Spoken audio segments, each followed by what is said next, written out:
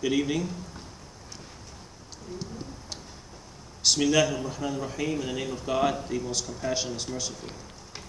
First, let me say that it's an honor to share a panel with my friend, Pastor Hyland, who is a true believer in universal justice and social equality.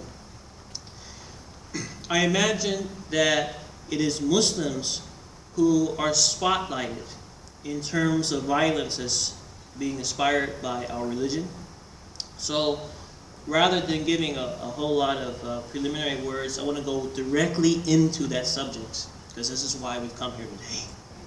So I want to go directly into this subject, primarily by entering into the Islamic religious texts. And the primary Islamic text is the Quran. Now, the religion itself is called Islam. I-S-L-A-M, Islam. And what is Islam? It means surrender to the divine will, or submission to the divine will. And the person who does Islam is called a Muslim, a submitter to God, Muslim. And a word that comes from the same root is salam. Salam means peace. It means peace. Peace in one's soul. Peace in one's personal space and wider social environment. This is achieved by striving to conform to God, by striving to conform to the divine ethos. But that sounds like rhetoric, doesn't it? How is peace, whether it's communal or personal, how is peace achieved by submitting to God?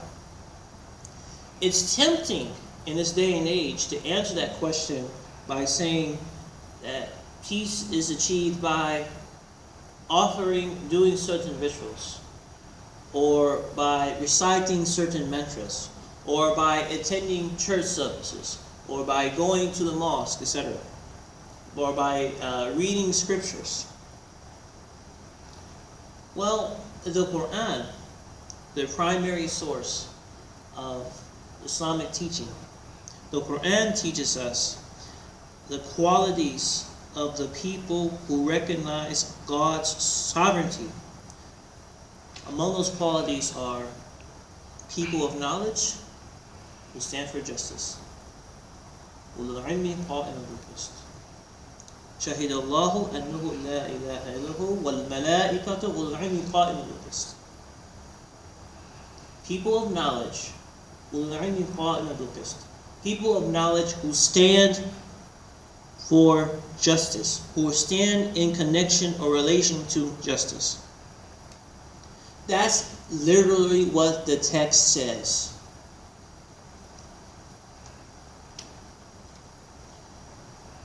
Some more verses from the Quran. It says, O believers, be those standing consistently for God as witnesses for what is right. Do not allow the hatred of others to make you act in a criminal fashion.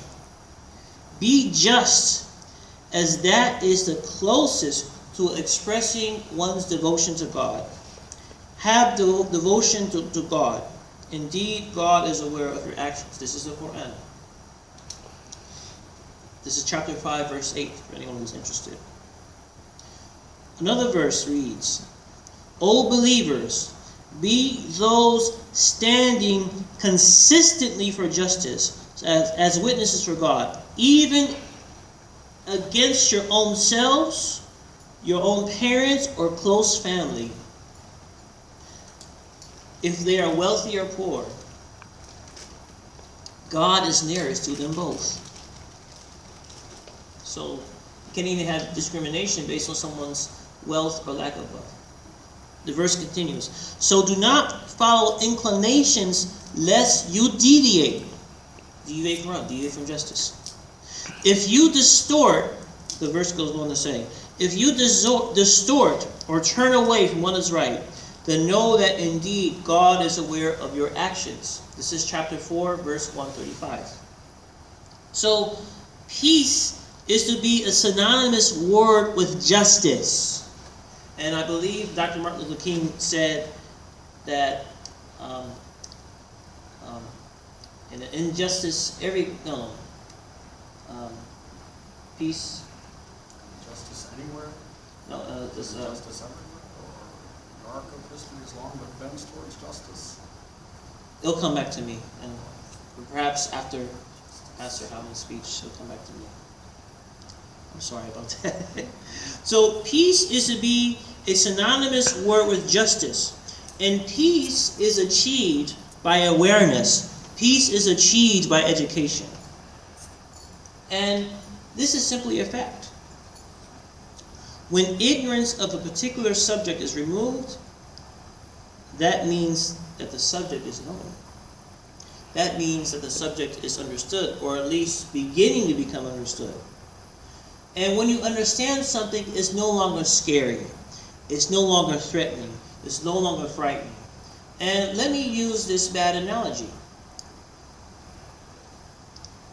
In 7th or 8th grade, and you start to encounter algebra. Oh my God, look at these numbers. And then as soon as you master it, like Yusuf has,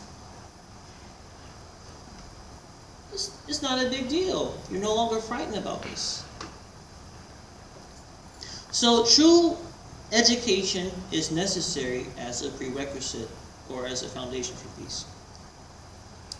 Recently, I think most of us may have come across this news. Recently, a Sikh was arrested on a Greyhound bus. And what was he doing?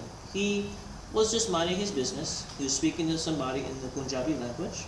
And, Sikhs, they wear turbans.